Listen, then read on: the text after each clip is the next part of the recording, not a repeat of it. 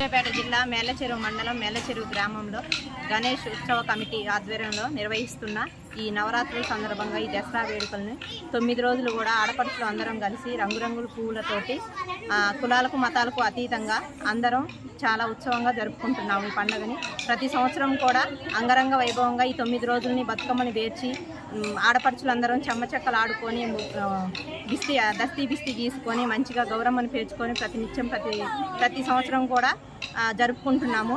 ఈరోజు అట్ల తద్ది బతుకమ్మ 5వ రోజు అట్ల తద్ది బతుకమ్మ సందర్భంగా ఈ వేడుకను నిర్వహిస్తున్నాము. 9 రోజుల బతుకమ్మ సందర్భంగా ఈరోజు అట్ల బతుకమ్మ. ఈరోజు రంగురంగుల పూలతో అట్ల బతుకమ్మను పేర్చి చెమ్మచెక్కలాడి దస్తీ బిస్తీ గీసి రంగురంగుల పూలతో బతుకమ్మను పేర్చి చాలా రంగరంగ వైభవంగా దసరా ఉత్సవాలు చేసుకుంటున్నాం. సూర్యాపేట జిల్లా మేలచెరువు మండల కేంద్రంలో మెయిన్ రోడ్లో బతుకమ్మ ఉత్సవాలు ఘనంగా జరుపుకుంటున్నాం. ఈ బతుకమ్మ ఉత్సవాల్లో రంగురంగు పూలతో బతుకమ్మని అలంకరించుకొని అందరం మంచిగా ఆడుకుంటూ పాడుకుంటూ అమ్మలక్కలందరూ కలిసి ఆడుకుంటారు.